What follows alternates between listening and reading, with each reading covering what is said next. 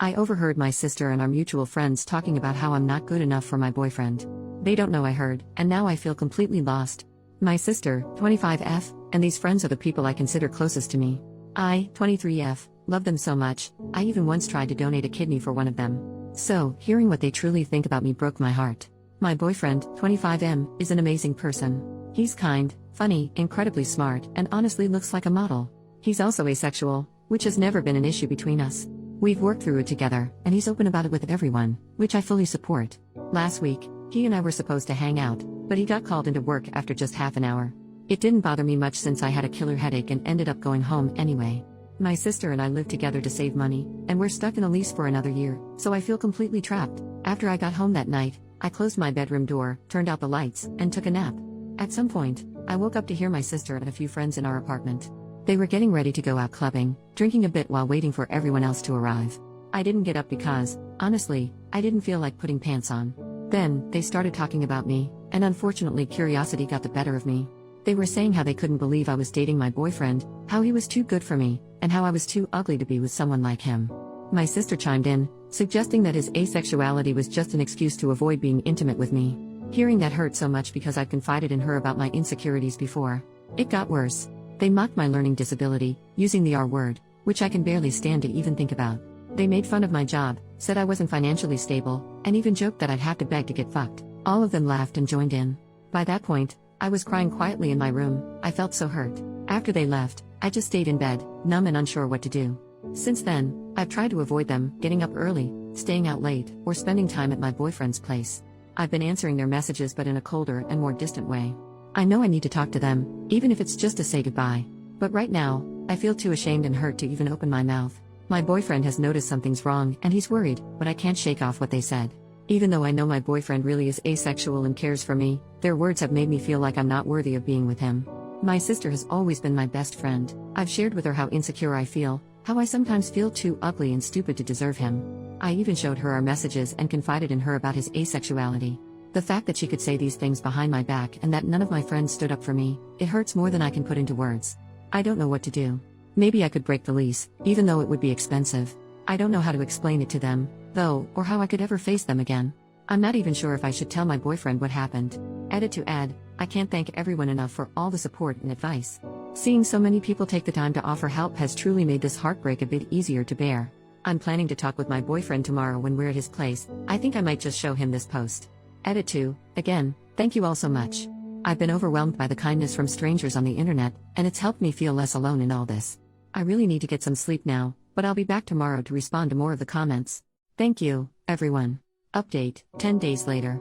Hey everyone, first off, I just want to thank you all for the messages and comments on my last post. The support honestly helped me get out of bed and face the day. I ended up showing my boyfriend the post because I just couldn't find the right words to explain it all. He was sad and disappointed, but as an asexual person, he's dealt with his fair share of ignorance and harsh comments, so he understood. Mostly, he felt angry on my behalf and agreed with a lot of the advice, especially that I should confront my sister. We decided a letter would be the best way since I often write letters for different occasions, and it felt less confrontational but still meaningful. Writing it was one of the hardest things I've ever done. I kept it simple and direct, telling her I'd overheard what she and our friends said about me. I told her I was willing to work on our relationship, but I needed some distance to process everything. I also talked to our landlord, who's actually a lovely woman, and she had no issue with breaking the lease. I offered to help find a replacement, but she already had someone lined up, so it worked out. My plan was to pack and leave the letter on my sister's bed, but she came home early and caught me in the middle of it. I decided to just go for it and told her outright that I'd overheard everything they said about me, that I wasn't good enough, the names they called me. At first, she tried to deny it, but I wasn't having any of that. Then she tried to downplay it, saying I was overreacting, but I just looked at her, not saying a word. Eventually, she apologized and started crying, and for a moment I thought we might actually work things out. But then she shifted, making it all about her. Here were her main points. I just can't understand how hard it is to be pretty, no joke. I don't get how she feels because I'm used to not being the best. It's not fair that I get to date a gorgeous guy who's out of my league while she's single. She feels embarrassed when we go out, and people assume my boyfriend is hers, not mine. She knows asexuality isn't real and thinks we're just doing this for attention. I just froze. I wish I had something to say, but I was too stunned to speak. She then said she needed to go out to recover from our traumatic conversation and left. I just finished packing, left the letter on her bed, and moved out. Right now, I'm staying with my boyfriend while I look for a room closer to work.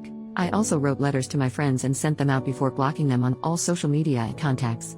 I'm sure they'll find a way to approach me since we work near each other, but honestly, I don't care. On top of all this, I had dinner with my parents last Friday. I told them an edited version of what happened, leaving out anything about my intimate life, and explained that I broke the lease and cut ties with my friends. Their reaction? They said I shouldn't be angry because it's true, and that when they first met my boyfriend, they thought I was playing a prank.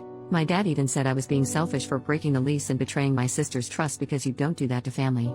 Since then, I've been ignoring them, my sister included. I'm okay, honestly just more tired than anything else. Relevant comments.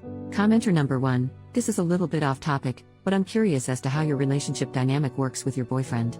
I don't know too much about asexuality / you mentioned you have a disability, so if it isn't too personal for me to ask, how does your relationship work? How do you go about an intimate life? I don't mean to be offensive or nosy, so apologies in advance, I'm just curious. OP, don't worry. Asexuality is a scale, like the hetero and gay scale. At one side you have the asexual and on the other the allosexual. Between you have different shades of gray. Some people don't feel intimate attraction but don't really care about making love if it makes their partners happy, some really don't want to do it, some only feel intimate attraction for those they have an emotional connection. It's a very diverse community. As for the obstacles of dating an asexual man, I guess it mostly falls into what you consider a deal breaker. What are your needs, etc. I can live without love making. I can live happy without love making.